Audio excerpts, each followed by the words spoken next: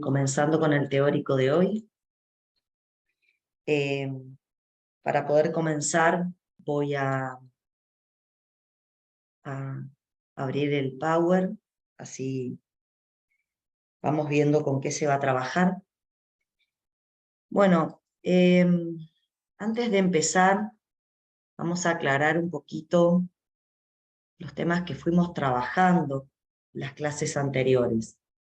Nosotros en las clases anteriores estuvimos viendo los mecanismos que formaban parte de la inmunidad innata y de la inmunidad adaptativa. Fuimos viendo los distintos mecanismos humorales y celulares que representaban a ambos tipos de inmunidades. Luego,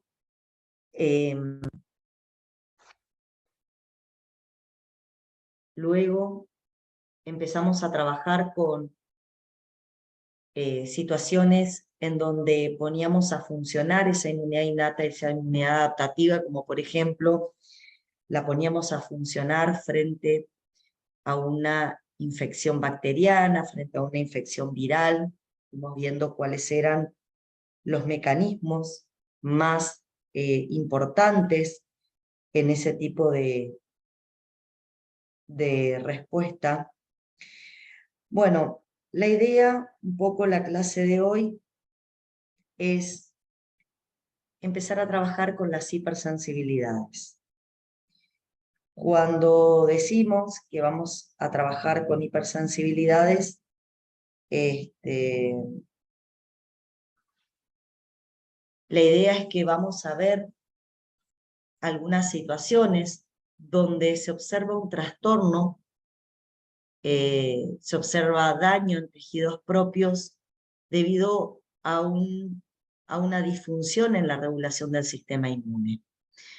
Nosotros vamos a ver que el daño lo van a causar los mismos mecanismos que usamos en clases anteriores como mecanismos de defensa, las mismas células, los mismos mecanismos humorales que usamos como mecanismos para protegernos frente a patógenos, ahora por un déficit en su regulación van a actuar de manera desmedida y va a provocar esto un mal funcionamiento del sistema inmune que va a terminar con daño en tejidos propios.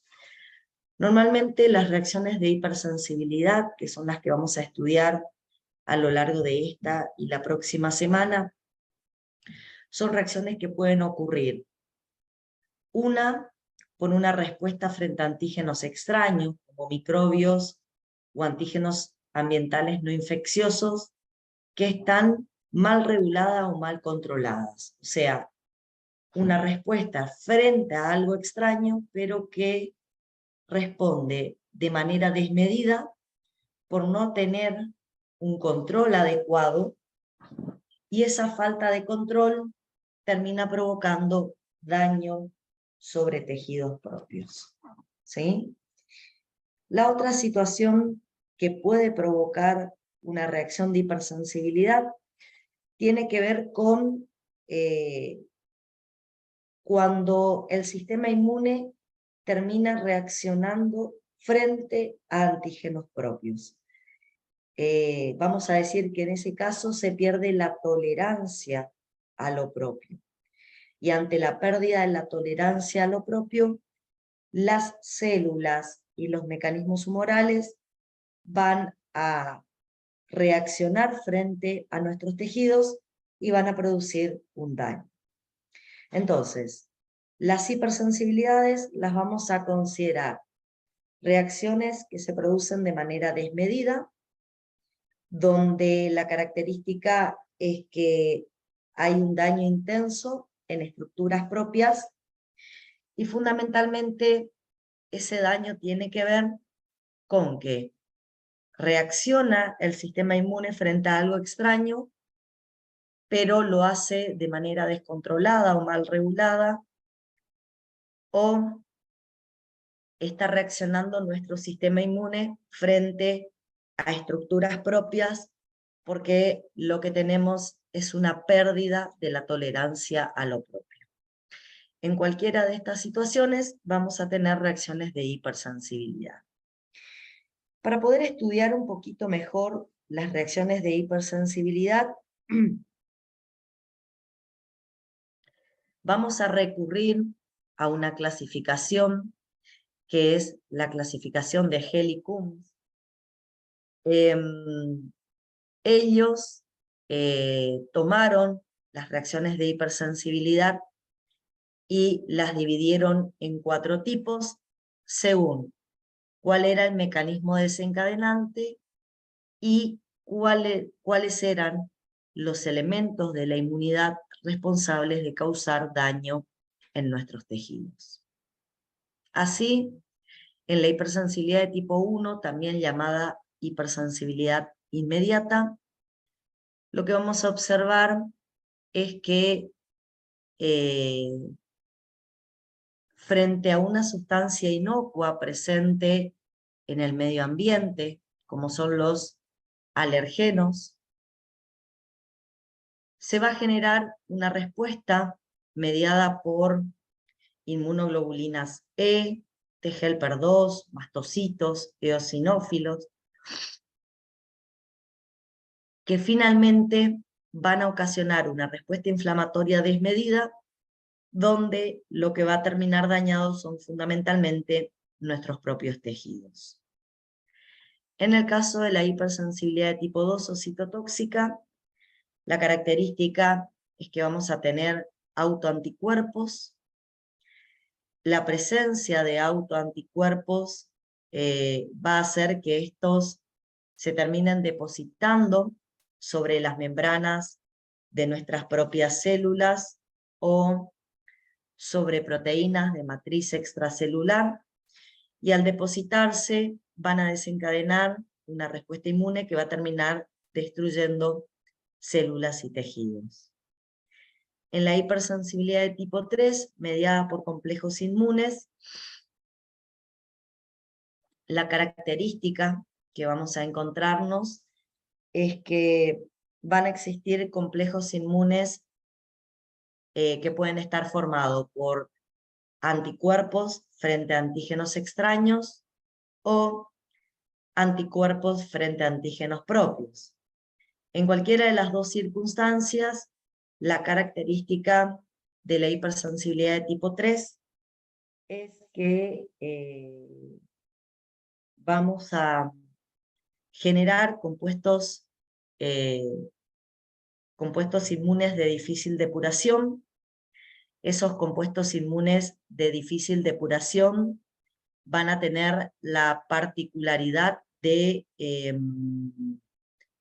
depositarse en determinados tejidos, y en esos tejidos donde se depositan terminan generando un proceso inflamatorio justamente con daño a tejido propio.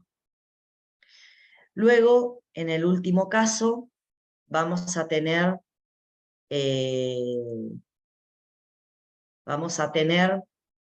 la hipersensibilidad de tipo 4, mediada por células. Acá la característica es que va a haber una reacción de células de la inmunidad innata o de la inmunidad adaptativa frente a antígenos propios, y esas células en general, bueno, antígenos propios o extraños, dependiendo la característica.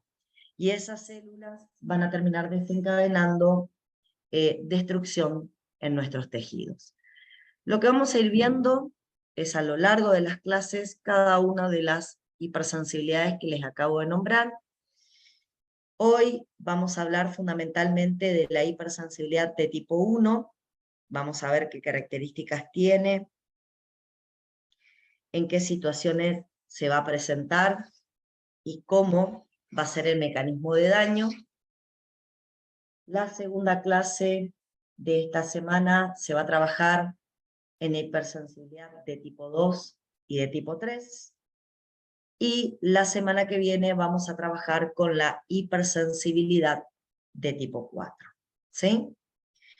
Bueno, La hipersensibilidad de tipo 1 o hipersensibilidad inmediata es la que habitualmente describimos como reacciones alérgicas.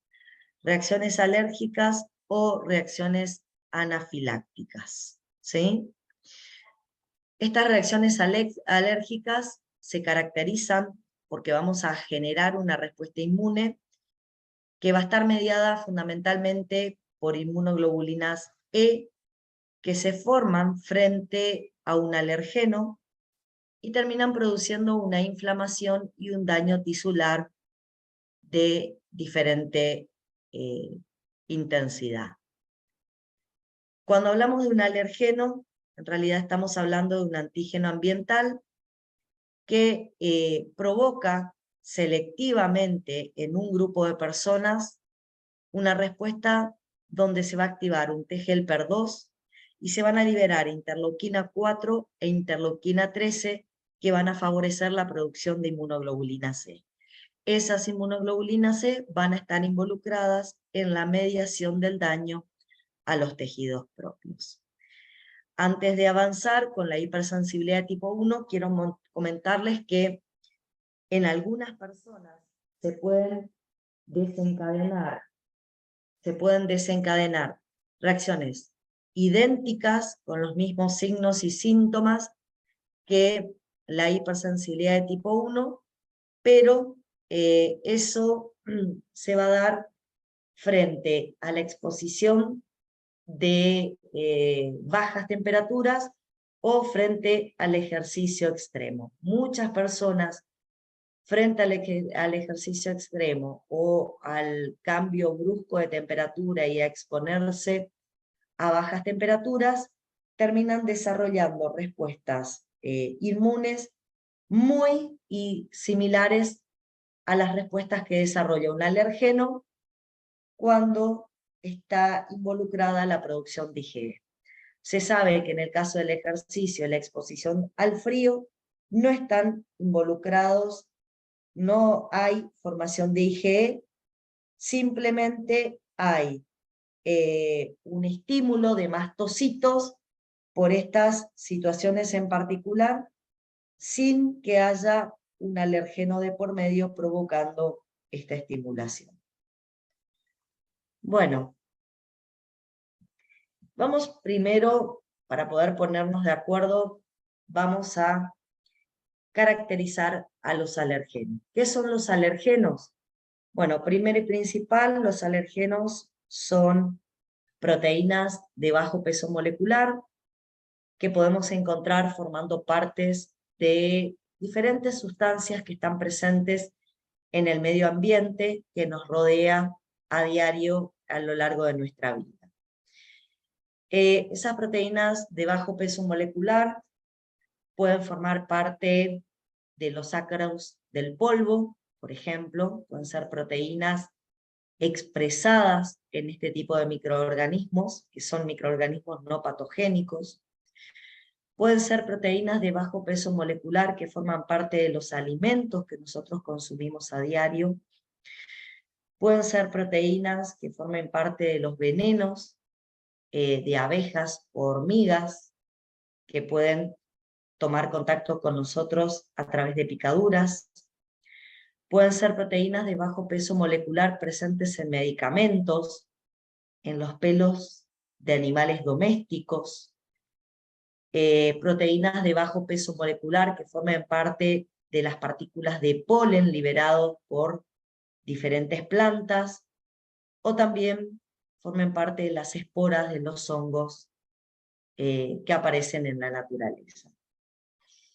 La particularidad que tienen estos antígenos ambientales es que van a inducir la producción de inmunoglobulina E en individuos predispuestos.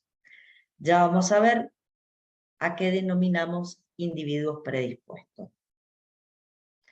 Muchas veces estas proteínas tienen actividad enzimática y esa actividad enzimática les da la propiedad de poder atravesar con facilidad las membranas mucosas.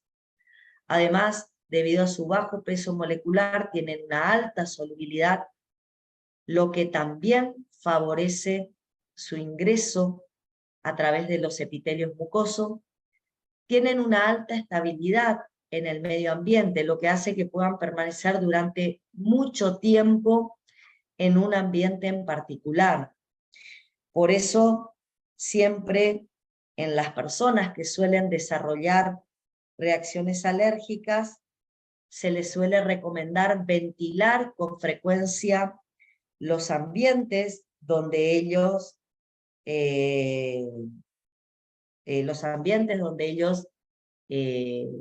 conviven, para evitar que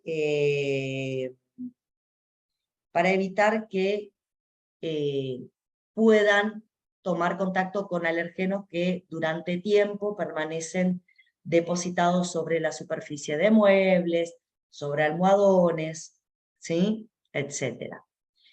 Y otra de las particularidades que tiene es que actúan en bajas concentraciones. Yo necesito simplemente una mínima cantidad de alergeno y esto ya va a ser suficiente para que termine desencadenando una respuesta de hipersensibilidad de tipo 1. Bueno, yo recién mencioné que los alergenos tienen la posibilidad de provocar la formación de inmunoglobulinas E únicamente en personas predispuestas. Esa predisposición se denomina atopía y es una condición que presentan algunas personas en particular a desarrollar enfermedades alérgicas. Esta atopía indudablemente está relacionada con componentes genéticos, ya que se ha observado que la probabilidad que tiene una persona de desarrollar enfermedades alérgicas tiene que ver con la presencia de atopía en sus progenitores.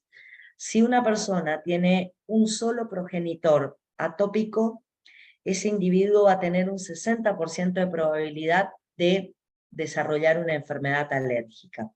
Sin embargo, si ambos progenitores son atópicos, la probabilidad se incrementa a un 80% o más de desarrollar enfermedades alérgicas.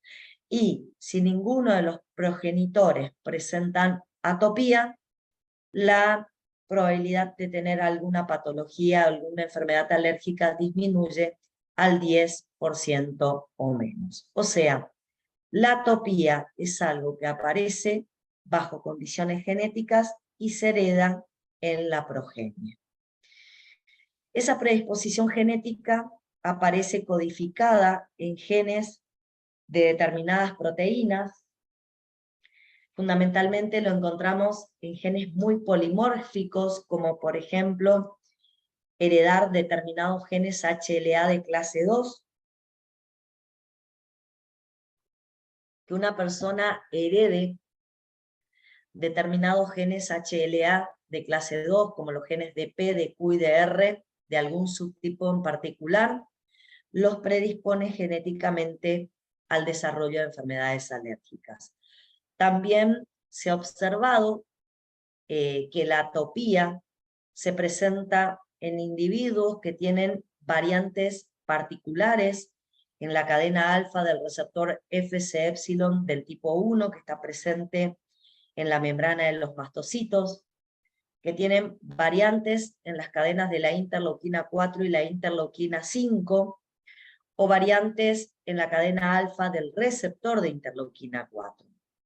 Sin embargo, y esto nos va a aparecer en varias enfermedades autoinmunes que vamos a estudiar más adelante, el componente genético no es suficiente para que una persona exprese la condición genética. Normalmente el componente inmune debe estar asociado a un factor ambiental que ayuda a la expresión de ese componente genético y de esa manera el paciente puede empezar a expresar la enfermedad alérgica. Entre los factores ambientales tiene que ver vivir en sitios donde hay mucha polución ambiental, tener altos niveles de estrés, haber convivido en edades tempranas con madres fumadoras, y haber estado en contacto con el humo del cigarrillo, no haber recibido en edades tempranas alimentación con lactancia materna, sino que, por ejemplo, fueron alimentados con leche de vaca, ¿sí? También otro factor ambiental que ayuda a la expresión de los factores genéticos tiene que ver con el tratamiento antibiótico en los primeros años de vida. Bueno, todos son factores que de alguna manera ayudan a la expresión del componente genético, y eso hace que las personas manifiesten la atopía fundamentalmente en su respuesta frente a un antígeno en particular, ambiental, que es el alergeno.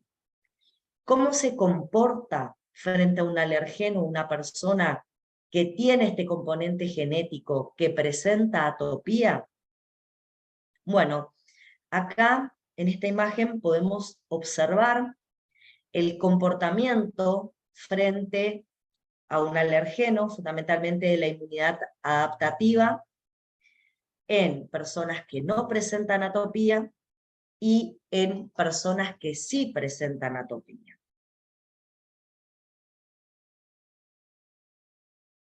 En el lado derecho, a ver, vamos a poner un cursor para que me puedan seguir acá.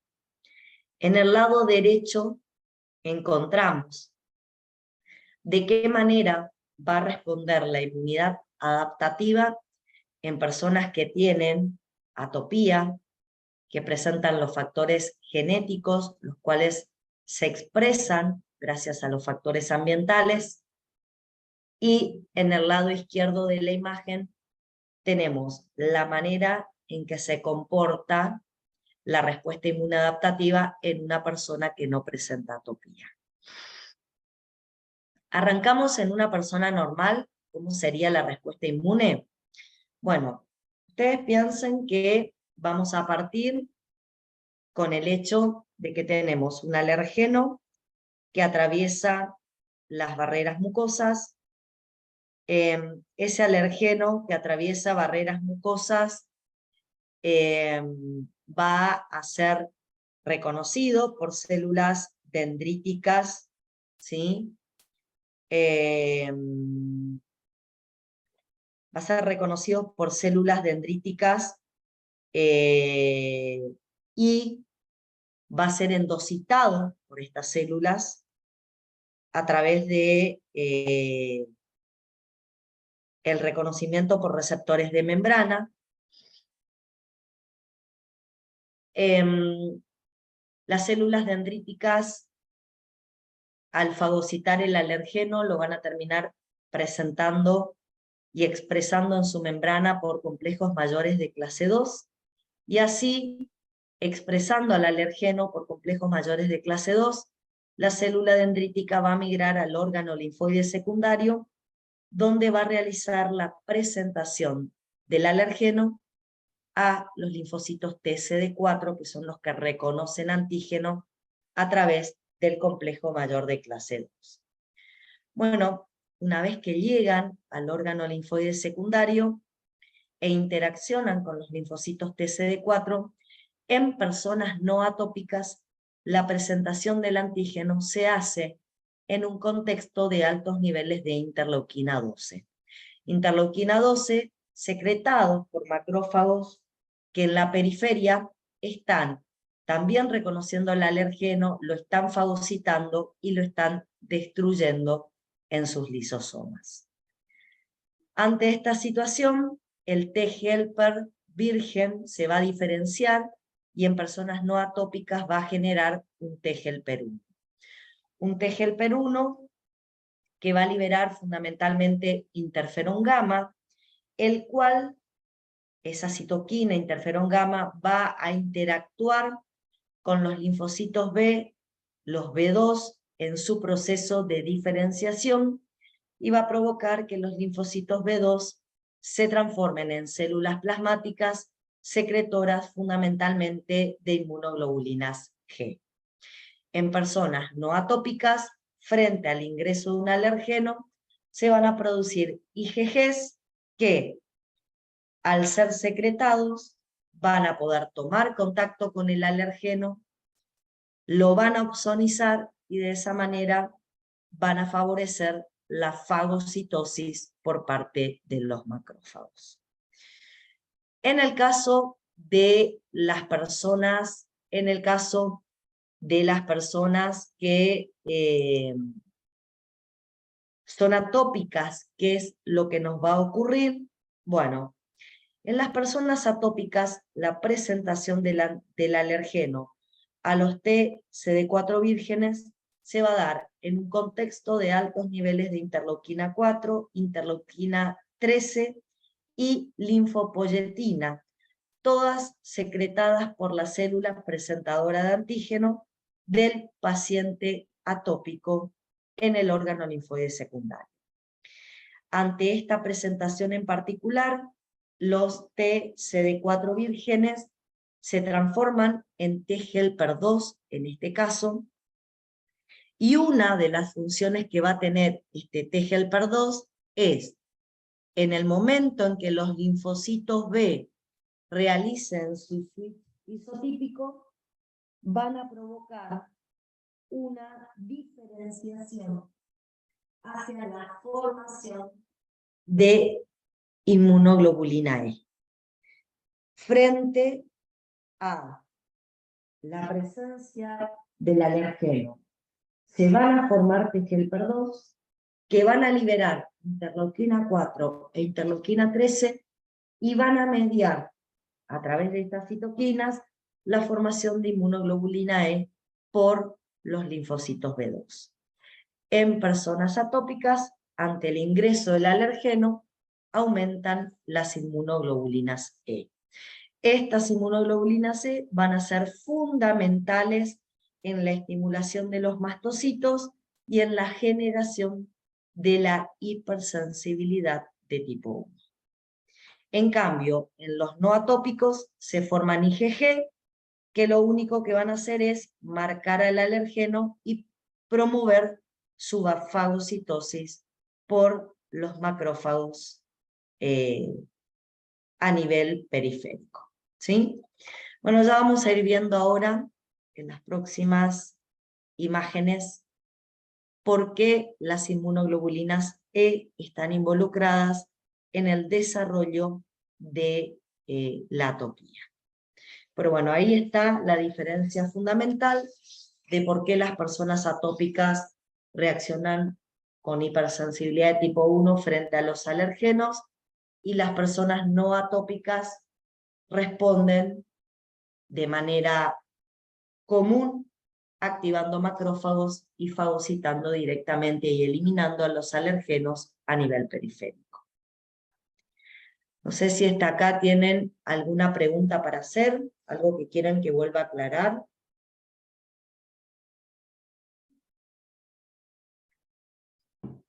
Bueno.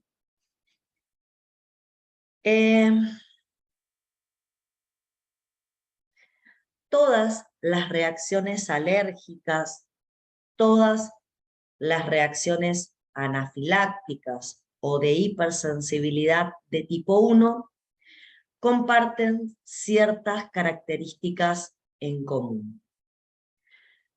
Por ejemplo, en las reacciones alérgicas vamos a observar que hay una activación de linfocitos T-helper 2. Como les dije, la presentación antigénica en el órgano linfoide secundario a los TCD4 se da en un contexto de altos niveles de interleuquina 4 y linfopoyetina que provocan la formación de T-helper 2, en particular en personas atópicas.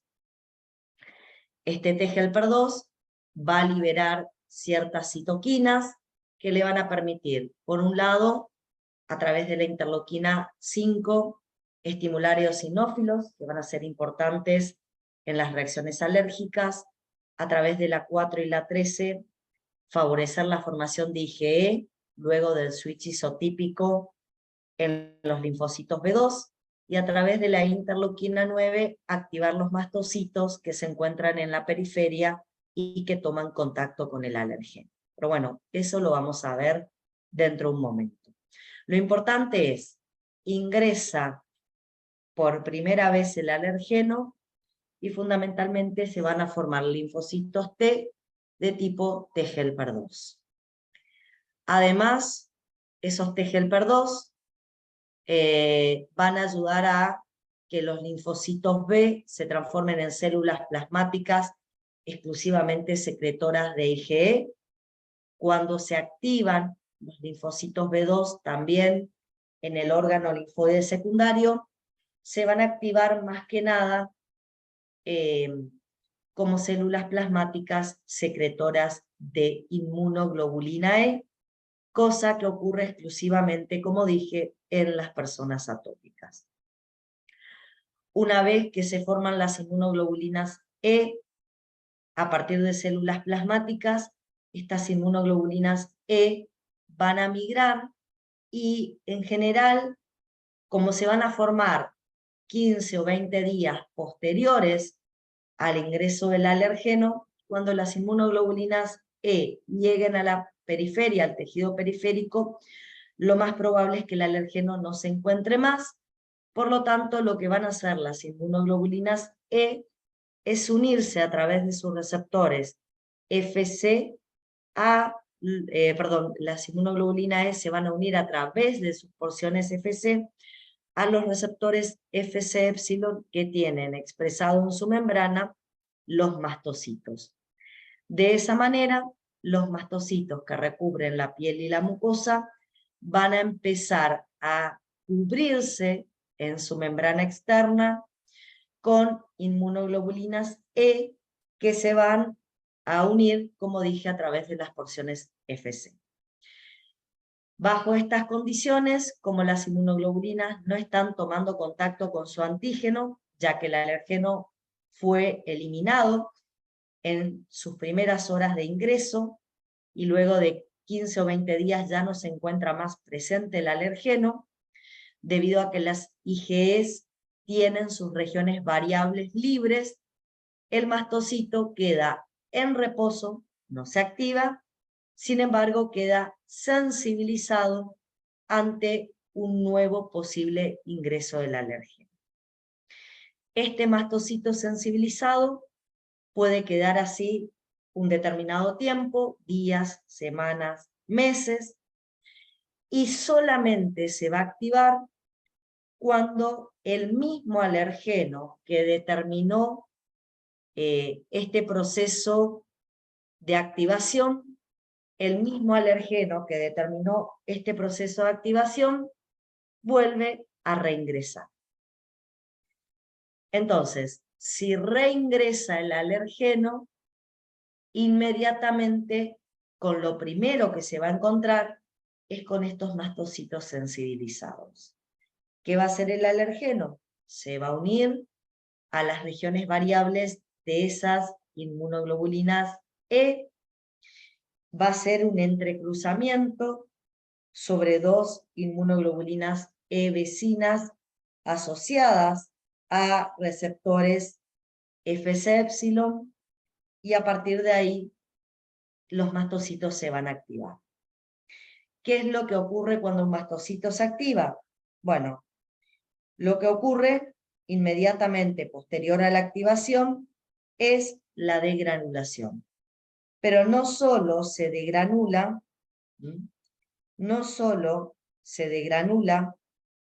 sino que también empieza a sintetizar y a liberar productos neosintetizados, ¿sí? Bueno, entre la liberación del contenido de sus gránulos y la liberación de productos neosintetizados, ¿sí?, vamos a encontrarnos con la respuesta propia de la hipersensibilidad. Esta activación de linfocitos, esta liberación de productos neosintetizados es responsable de las reacciones alérgicas o de hipersensibilidad de tipo 1. Entonces, para toda reacción alérgica necesitamos que ingrese el alergeno, estimule T-helper-2, los linfocitos B2 por el estímulo de los T-helper-2 generen IgEs, las IgEs sensibilizan mastocitos y cuando el alergeno reingrese, el mastocito sensibilizado se degranule y libere el contenido de sus granos. Bueno, ¿qué células fundamentalmente van a ser necesarias para generar una respuesta de hipersensibilidad de tipo 1? Bueno, indudablemente no las puse, pero necesitamos que las células dendríticas expresen al alergeno por complejos mayores de histocompatibilidad de clase 2, y a través de eso necesito que se activen linfocitos T, CD4 colaboradores o helpers, donde fundamentalmente voy a necesitar la activación de dos subtipos diferentes de linfocitos T. Voy a necesitar que se activen los T-helper foliculares, que van a ser necesarios para lograr una correcta activación y diferenciación de los linfocitos B productores de inmunoglobulina E, y también voy a necesitar los T-helper 2, que van a tener una función central en la respuesta inmunológica, ya que van a secretar interleuquina 4, que por ejemplo va a inducir la expresión de moléculas de adhesión para el reclutamiento de eosinófilos y T-helper 2 hacia el tejido donde se encuentra el alergeno que acaba de desencadenar todo este proceso. Esto va a permitir la formación de un foco inflamatorio, donde van a haber eosinófilos y T-helper 2. Sin embargo, también la interleuquina 4 va a provocar el cambio de isotipo durante la activación de los linfocitos B2, que va a generar la producción de inmunoglobulina E. También va a liberar interleuquina 5, que como principal función va a tener activar eosinófilos.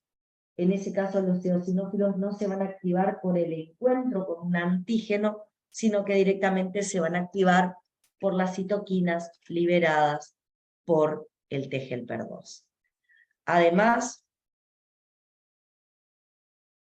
también va a liberar interleuquina 13, que va a estimular a las células epiteliales, que por ejemplo están cercanas al sitio por donde ingresó el alergeno, y va a provocar que éstas empiecen a secretar mayor cantidad de mu. ¿Qué otra célula también es importante, que yo se las mencioné? Los linfocitos B2 del órgano linfoide secundario. Estos linfocitos B2 van a tener que, como ustedes observan acá, reconocer el alergeno a través de su BCR. Luego de reconocer el alergeno a través del BCR, lo van a tener que endocitar, procesar y presentar también por complejo mayor de clase 2 a los T-helper foliculares. El T-helper folicular, que también se estimuló frente al alergeno, va a tener que reconocer el péptido y liberar interleuquina 21 para darle la segunda señal de activación a los linfocitos B2, el cual va a transformarse en células plasmáticas secretoras exclusivamente de inmunoglobulina E, gracias a las citoquinas que libera el T-helper 2 y que direccionan el switch isotípico para que esta célula plasmática secrete estos anticuerpos en particular, que son las inmunoglobulinas E. También son importantes los mastocitos. Si ustedes recuerdan, los mastocitos son células que habitualmente nosotros encontramos debajo de la piel y debajo de las mucosas.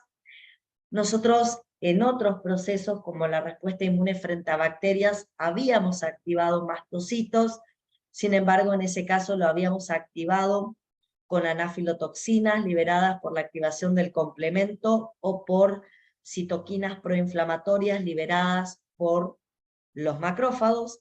En esta situación en particular, los mastocitos se activan exclusivamente porque van a presentar, unidos a sus receptores Fc-epsilon en la membrana, van a presentar inmunoglobulinas E que se generaron en un encuentro previo con el alergeno y se unieron y sensibilizaron al mastocito. Ahora esas IgEs, en un nuevo ingreso del alergeno, se encuentran con las moléculas del alergeno y la interacción alergeno con dos IgEs unidas a dos receptores Fc-epsilon en la membrana del mastocito hace que el mastocito se active y se degranule.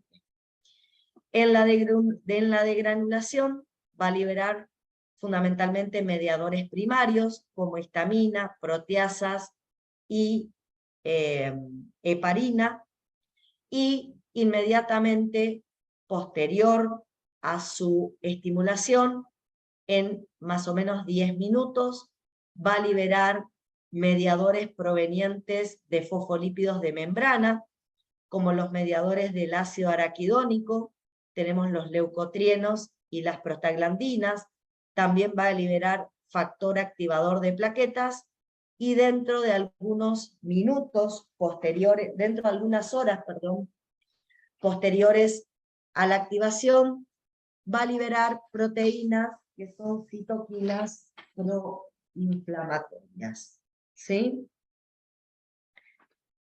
Fíjense, luego del primer ingreso del alergeno, el mastocito nos va a quedar, como ustedes lo pueden ver, sensibilizado, con las IgE unidas. En esta situación puede permanecer durante días, semanas o meses, y cuando el mismo alergeno que provocó la formación de IgE y provocó la sensibilización del mastocito vuelve a ingresar, el mastocito se activa, libera los mediadores preformados, histamina, serotonina, heparina, peroxidasa y proteasas, y libera mediadores neosintetizados. Dentro de los neosintetizados están los que se sintetizan en menos de 10 minutos posteriores a su activación, y ahí tengo los mediadores derivados de fosfolípidos de membrana, como las prostaglandinas, los leucotrienos y el factor activador de plaquetas, y los sintetizados luego de algunas horas de su estimulación, que son fundamentalmente citoquinas y quimiosinas proinflamatorias. En el caso de la histamina, que es uno de los componentes más importantes que tiene el mastocito en sus gránulos, vamos a ver que esa histamina va a tener determinadas funciones biológicas. Por ejemplo, una de las funciones que va a tener sobre la musculatura lisa bronquial, va a producir una contracción, lo que va a generar un broncoespasmo que va a durar, que va a ser de corta duración, porque los efectos de la histamina son efectos de corta duración, pero también puede actuar sobre la musculatura lisa intestinal, donde va a provocar un aumento del peristaltismo. Acá ustedes se estarán preguntando, bueno, ¿cuándo va a actuar la histamina en la musculatura lisa bronquial y cuándo va a actuar en la musculatura lisa intestinal, que son dos sitios totalmente diferentes? Bueno, esto va a depender de por dónde está ingresando el alergeno y en qué sitio de mi organismo se están activando los mastocitos. Si se activan los mastocitos cercanos a los pulmones, va a haber broncoespasmo, y si se activan los mastocitos que están cercanos a la mucosa intestinal, vamos a observar un aumento del peristaltismo. Pero bueno, la histamina también va a provocar otros efectos, como por ejemplo, va a estimular la contracción del citoesqueleto de las células endoteliales, contrayendo a las células endoteliales y aumentando los espacios interendoteliales. Lo que va a causar esto es un aumento de la permeabilidad vascular en el tejido por donde reingresó el alergeno y va a provocar un edema en ese sitio. También la histamina va a estimular a las células endoteliales para que éstas liberen fundamentalmente prostaglandina I2 y óxido nítrico, y a través de la liberación de prostaglandina I2 y óxido nítrico va a provocar una vasodilatación, ya que son relajantes de la musculatura lisa vascular. Esa vasodilatación va a generar una mayor llegada de sangre con eritema en los sitios más cercanos a la piel, sobre todo si la histamina se libera por mastocitos en esas regiones. También se van a estimular las terminaciones nerviosas que causan dolor, ¿sí? Y sobre las células dendríticas de ese tejido, la histamina va a inhibir la capacidad de esas células dendríticas para estimular la formación de TGLP1 y va a promover la capacidad de esas células dendríticas para generar la diferenciación en el órgano linfoide secundario hacia la formación de TGLP2. Por otro lado, les dije que también el mastocito iba a liberar serinoproteasas neutras, como la triptasa y la quimasa, que bueno, con lo único que se pueden encontrar cuando son liberados desde el contenido de los gránulos de los mastocitos es con alguna que otra molécula del alergeno, que no son más que proteínas, pero fundamentalmente se van a encontrar con las proteínas de la matriz extracelular de nuestros tejidos, donde van a causar una intensa lesión tisular. También dijimos que a los pocos minutos se liberaban mediadores lipídicos, ¿sí? Estos mediadores lipídicos van a ser, por ejemplo, la prostaglandina D2, que es un importante vasodilatador y broncoconstrictor, aunque también está involucrado en producir quimiotaxis, favoreciendo el acúmulo de leucocitos en el área donde acaba de reingresar el alergeno. También va a favorecer, también se va a generar el leucotrieno C4. Este leucotrieno C4, al ser liberado, se fragmenta y forma leucotrienos de menor tamaño, como el D4 y el E4, que tienen mucha actividad biológica. Son leucotrienos que producen una broncoconstricción prolongada. Y fíjense que acá nosotros hace un momento dijimos que también eran broncoconstrictores las histaminas, pero la diferencia es que la histamina provoca una broncoconstricción de muy corta duración, porque la vida media de la histamina es una vida media muy corta. Sin embargo, cuando se liberan los leucotrienos, estos tienen una vida media más larga y producen una broncoconstricción de mayor duración, que es uno de los síntomas que va a caracterizar la activación de los mastocitos en las respuestas alérgicas. También van a producir la secreción de moco y el aumento de la permeabilidad vascular, lo que va a incrementar el edema en los tejidos donde ha ingresado el alergeno. También se libera el factor activador de plaquetas, que es un intenso broncoconstrictor, no tanto como los leucotrienos, pero también puede provocar broncoconstricción y va a provocar una retracción de las células endoteliales, lo que va a aumentar la permeabilidad vascular y también es un vasodilatador.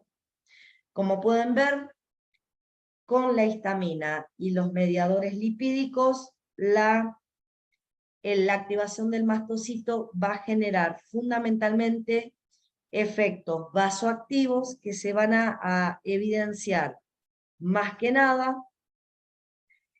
a nivel de el tejido donde acaba de reingresar el alergeno y acaba de estimular a estos mastocitos. otra de las células que otro detalle más. Dijimos que los mastocitos, después de algunas horas, empiezan a liberar citoquinas y quimiosinas, las cuales van a ser, por ejemplo, el factor de necrosis tumoral alfa, la interleuquina 1 y 6, que van a provocar una inflamación tisular, porque van a desencadenar los eventos vasculares, los eventos celulares, que van a permitir la formación de un foco inflamatorio, van a liberar interleuquina 5, que va a generar la producción de eosinófilos en médula ósea y también su activación a nivel periférico. Van a liberar factor estimulador de colonia de granulocitos y monocitos, interleuquina 3 e interleuquina 5, que van a promover la maduración de eosinófilos en médula ósea. Van a liberar quimiosinas que van a atraer hacia el filtrado inflamatorio, además de eosinófilos, neutrófilos y monocitos. Bueno, otra célula que también va a colaborar, pero no con tanta importancia, en la formación de la respuesta anafiláctica o la respuesta alérgica, van a ser los basófilos. Los basófilos, si ustedes recuerdan, son granulocitos sanguíneos. Normalmente lo encontramos en sangre, pero bajo circunstancias como procesos inflamatorios desencadenados por alergenos, estos basófilos pueden pasar a los tejidos y se pueden comportar de la misma manera que los mastocitos. ¿Qué significa que se comporten de la misma manera que los mastocitos?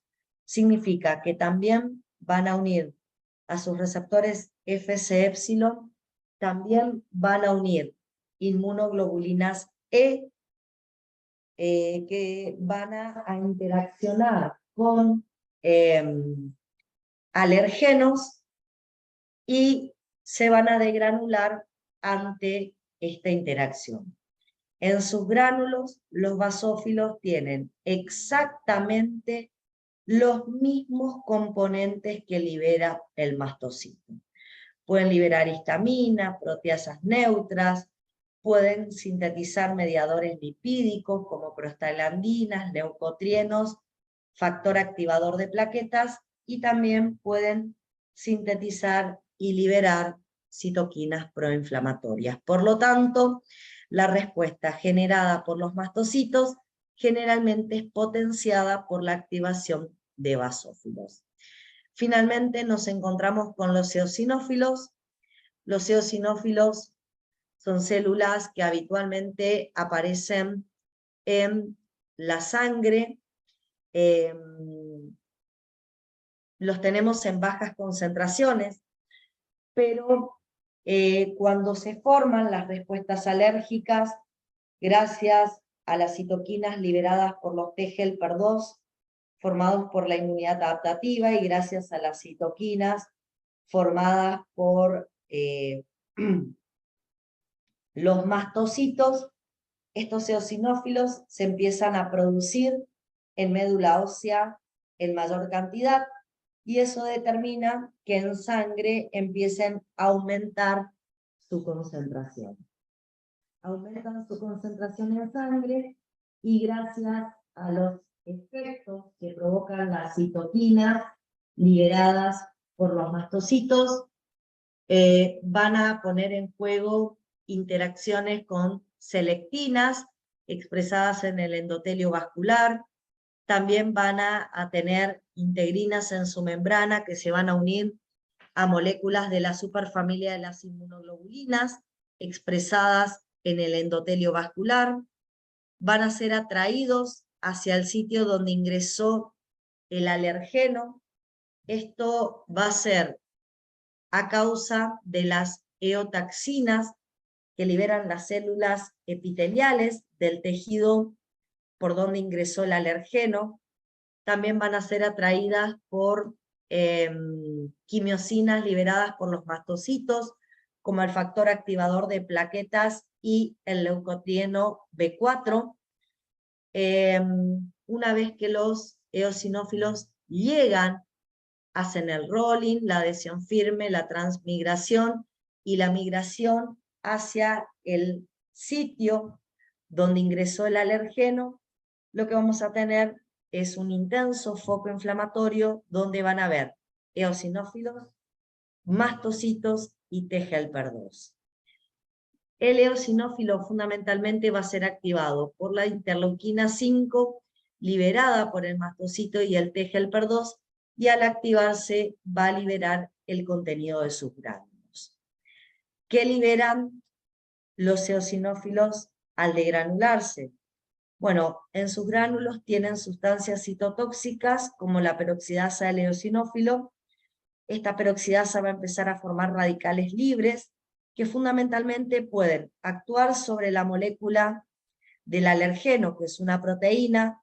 Sin embargo, van a actuar en mayor medida sobre nuestras células propias, ya que lo más probable es que cuando llegue el alergeno 24 a 48 horas después de que reingresó, cuando llegue el eosinófilo 24 a 48 horas después del ingreso del alergeno, lo más probable es que el alergeno no se encuentre más, y cuando se degranule el eosinófilo, el contenido de sus gránulos terminen actuando directamente solo sobre células propias. No solo se van a formar radicales libres, sino que en los gránulos tengo proteína básica mayor, proteína catiónica del eosinófilo, neurotoxina derivada del eosinófilo, que van a tener un efecto tóxico y van a dañar las superficies de nuestras propias células. También el eosinófilo va a liberar mediadores lipídicos como los leucotrienos y el factor activador de plaqueta, lo que va a aumentar el proceso vasoactivo, va a aumentar la vasodilatación, va a aumentar el edema, porque va a aumentar la permeabilidad vascular.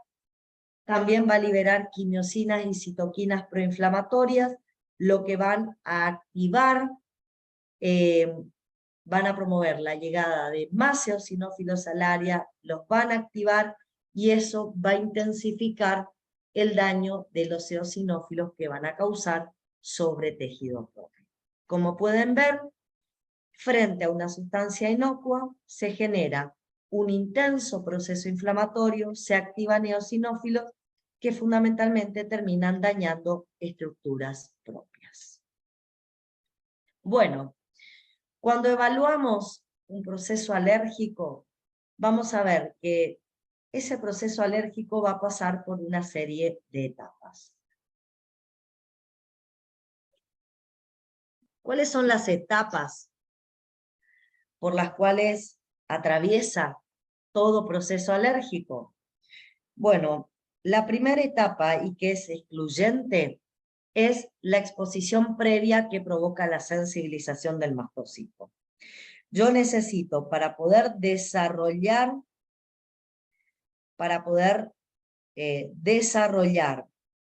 una respuesta alérgica, necesito que se formen IgEs y que esas IgEs se unan y me recubran a los mastocitos que se encuentran a nivel de la piel y de la mucosa. Una vez que tengo el mastocito sensibilizado, lo que vamos a observar es que esos mastocitos, si vuelven a tomar contacto con el mismo alergeno, se van a degranular, y su degranulación va a llevar a el desarrollo de la respuesta alérgica o anafiláctica. Esa respuesta alérgica o anafiláctica es una respuesta que va a tener dos etapas. Una etapa temprana o inmediata, y que va a ser causada por los mediadores que libera el mastocito desde el interior de sus gránulos, fundamentalmente la histamina, y por las sustancias neosintetizadas por el mastocito, como por ejemplo son las prostaglandinas y los leucotrienos.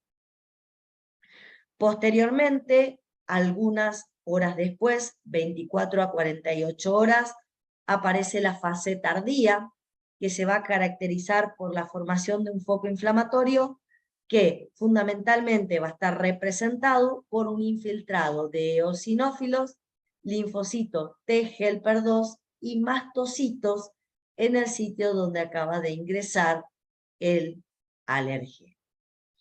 Entonces, primero tenemos la fase de sensibilización, tenemos que inducir un perfil de T helper 2, tenemos que producir la formación de anticuerpos de tipo IgE, y esas IgEs se tienen que unir a la membrana del mastocito y lo tienen que sensibilizar. Una vez que los mastocitos están sensibilizados, ante el nuevo contacto con el alergeno, ¿sí? Si vuelve a ingresar el alergeno, directamente se va a encontrar con el mastocito ya unidos a las inmunoglobulinas E, lo que va a provocar la activación del mastocito y su degranulación. Eso genera la liberación de histamina, prostaglandina D2, prostaglandinas E2, leucotrieno C4, factor activador de plaquetas, leucotrienos B4, que van a producir fundamentalmente efectos vasoactivos. Van a producir vasodilatación, aumento de la permeabilidad vascular y broncoconstricción. Por lo tanto, lo que fundamentalmente vamos a evidenciar en esta situación son eritemas, edemas y procesos de broncoconstricción. Va a haber fundamentalmente dilatación de los vasos sanguíneos locales, aumento de la permeabilidad vascular con formación de tumefacciones en diferentes tejidos donde se activan los mastocitos, edema de mucosas, tos, secreción de mocos, estornudos, aumento del peristaltismo y broncoconstricción. Unas horas después, gracias a las citoquinas liberadas por el mastocito, se va a empezar a conformar en el sitio, por migración desde la sangre, un foco inflamatorio que va a estar directamente representado por una gran cantidad de eosinófilos y T helper 2. Aunque también vamos a tener mastocitos y algunos basófilos. En particular, los T helper 2 van a liberar interleuquina 5, van a ser T helper 2 de memorias que se activaron por el reingreso del alergeno, por eso su activación es mucho más rápida, en 1 o 2 días ya pueden migrar a la periferia activados esos T helper 2.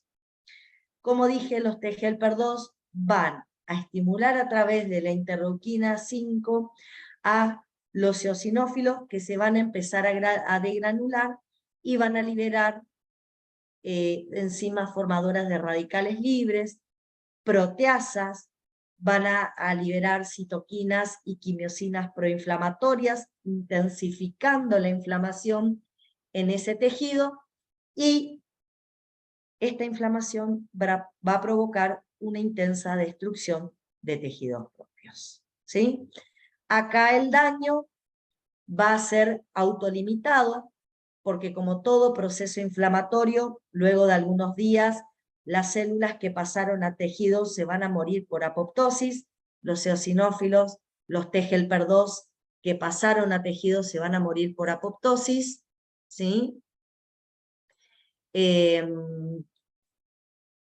Como va a aumentar la expresión de DAMPs, los macrófagos van a reconocer los DAMPs, y esos DAMPs van a activar macrófagos en su forma antiinflamatoria. La forma antiinflamatoria del macrófago va a empezar a generar que se diluya este foco inflamatorio, y a través de las citoquinas que libera se va a regenerar el tejido inflamado. Normalmente el encuentro esporádico con un alergeno hace que esta respuesta tardía se presente digamos, de manera autolimitada y siempre resuelva con una reestructuración del tejido dañado. El problema suele aparecer cuando el encuentro con el alergeno se hace de manera repetida en muy corto tiempo. Eso puede provocar que esta respuesta tardía se cronifique, y si esta respuesta tardía se cronifica, el daño va a ser mucho mayor y podemos llegar a situaciones donde se pierdan funciones en los tejidos por los daños exagerados que esta inflamación crónica va a generar en esos tejidos en particular. ¿Cómo se dan cuenta? Frente a una molécula inocua, activamos al sistema inmune, activamos células, activamos mecanismos humorales que como consecuencia van a producir daño sobre nuestros tejidos, y esa va a ser la finalidad de la hipersensibilidad de tipo 1. Si bien el intento es eliminar el alergeno probablemente sea eliminado antes que este foco inflamatorio se instaure, simplemente por la fagocitosis de los macrófagos. Y cuando este foco inflamatorio se genere, simplemente se estimulan los eosinófilos por los TGLP2 y eso termina dañando células propias porque el alergeno probablemente ya no se encuentre más en nuestros tejidos. Bueno, nosotros atendiendo a la hipersensibilidad de tipo 1, vamos a estudiar rinitis alérgicas, conjuntivitis alérgicas, asma, dermatitis atópicas, alergias alimentarias. Vamos a estudiar al shock anafiláctico, que en realidad van a ser todas enfermedades alérgicas. ¿En qué difieren estas enfermedades alérgicas? En los órganos diana, por donde ingresan los alergenos a nuestro organismo. Si hablo de una rinitis alérgica, el alergeno está ingresando por vías aéreas superiores a nuestro organismo. En cambio, si hablo de una alergia alimentaria, el alergeno está ingresando a través de la mucosa intestinal. Las manifestaciones clínicas también pueden ser diferentes según por dónde ingresa el alergeno a nuestro organismo, y lo que van a tener en común va a ser que en todos los casos se van a activar mastocitos sensibilizados por alergenos. Esos mastocitos sensibilizados se van a activar, van a liberar el contenido de sus gránulos, van a sintetizar mediadores lipídicos, van a sintetizar citoquinas y quimiosinas proinflamatorias, y todas estas sustancias van a ser las responsables de producir respuestas inmediatas, que son autolimitadas y fundamentalmente están representadas por procesos vasoactivos, y respuestas tardías, que son procesos inflamatorios donde vamos a encontrar eosinófilos, TGLP2, mastocitos y basófilos, que fundamentalmente van a producir daños en tejidos propios, y si bien a veces pueden ser respuestas autolimitadas, si el encuentro con el alergeno se cronifica, esa respuesta inflamatoria también se vuelve crónica, lo que incrementaría el daño a tejidos propios. Así, por ejemplo, podemos tener un asma bronquial. ¿Cuál es la particularidad del asma bronquial? El asma bronquial aparece luego de que una persona ha tenido reacciones alérgicas repetidas por el encuentro repetido de manera frecuente con un alergeno, y eso ha generado fases inmediatas y tardías de manera consecutiva a nivel pulmonar, que terminan provocando una respuesta inflamatoria crónica con una obstrucción intermitente irreversible de las vías respiratorias por los efectos vasoactivos que genera fundamentalmente la histamina y los leucotrienos, una inflamación bronquial crónica con una intensa eosinofilia, una hipertrofia del músculo liso bronquial a causa de las citoquinas liberadas por mastocitos de helper 2, una hiperreactividad a los broncoconstrictores, también mediado por las citoquinas y los mediadores lipídicos liberados por los mastocitos, lo que a la larga genera, como ustedes pueden ver, un remodelado en las vías respiratorias, ¿sí? Donde vamos a tener una gruesa pared de los bronquios a causa del edema, ¿sí?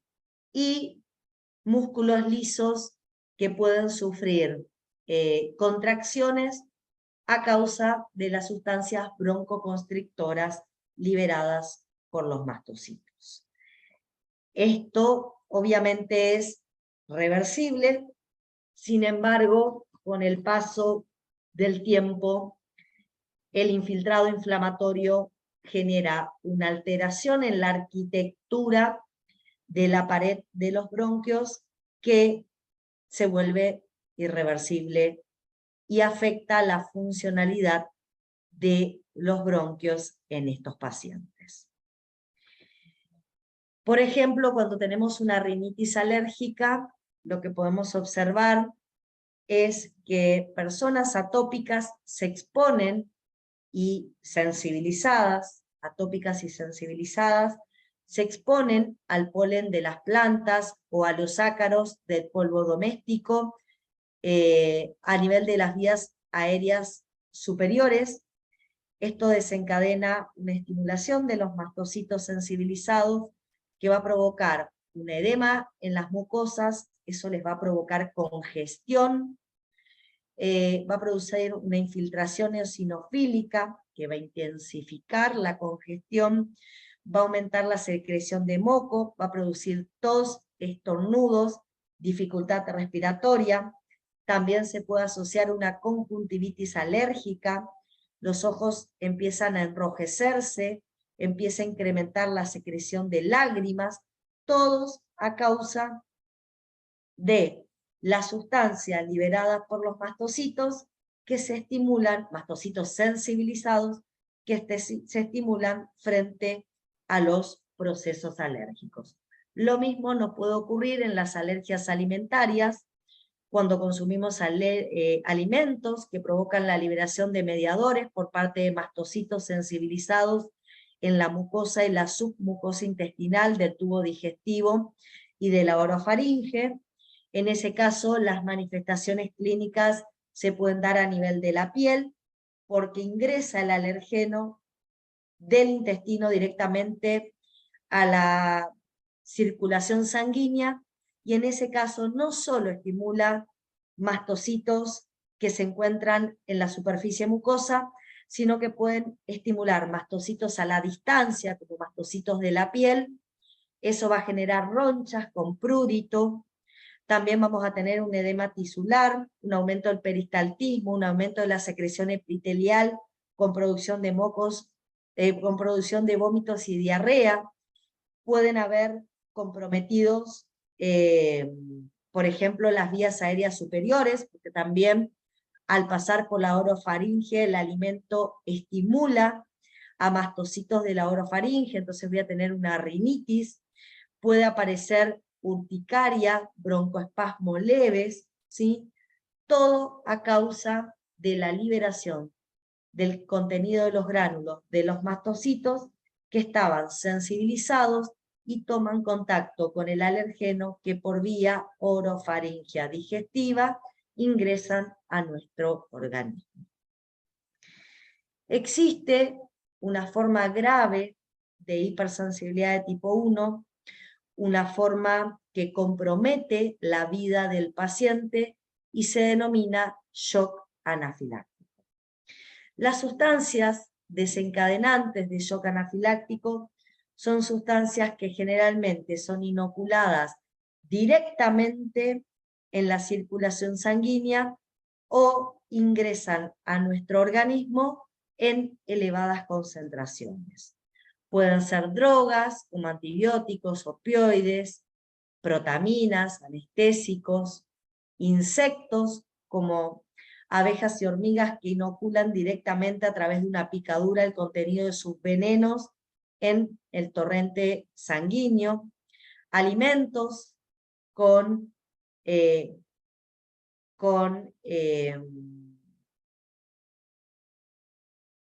alimentos que tengan, ay, se me fue el nombre, alimentos que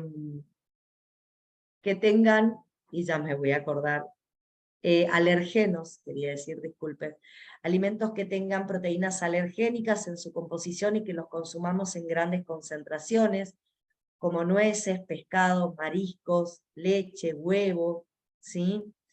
Algunas otras sustancias inertes como látex, gelatinas, membranas de diálisis.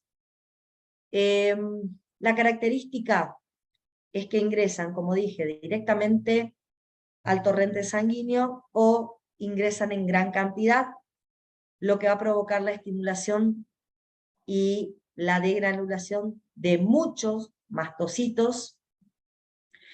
Esta estimulación de muchos mastocitos va a generar una masiva extravasación de líquidos desde el interior de los vasos sanguíneos hacia los tejidos periféricos, provocando un edema generalizado.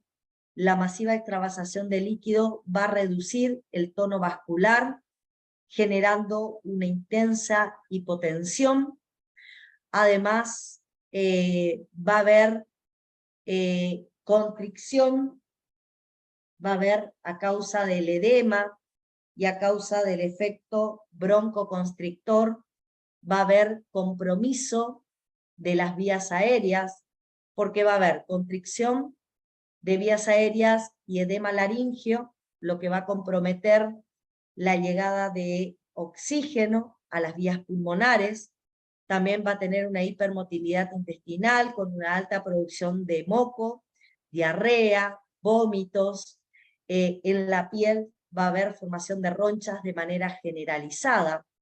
Y hablo de compromiso de la vida, porque si la hipotensión es severa y o si el compromiso respiratorio es intenso, puede provocar la muerte del paciente. Cuando el paciente presenta un shock anafiláctico, hay que actuar lo antes posible para revertir los signos y síntomas provocados por la degranulación de los mastocitos, ya que algunos de ellos son muy graves, como el edema laríngeo, ya que va a evitar el ingreso del oxígeno, y ustedes saben que sin oxígeno las células se mueren. Por lo tanto, si bien en general las manifestaciones de hipersensibilidad tipo 1 en personas atópicas pueden ser manifestaciones con daño, pero autolimitado, hay situaciones severas donde el daño es intenso, como en este shock anafiláctico, y puede provocar una reacción de hipersensibilidad tipo 1, puede provocar la muerte en un paciente.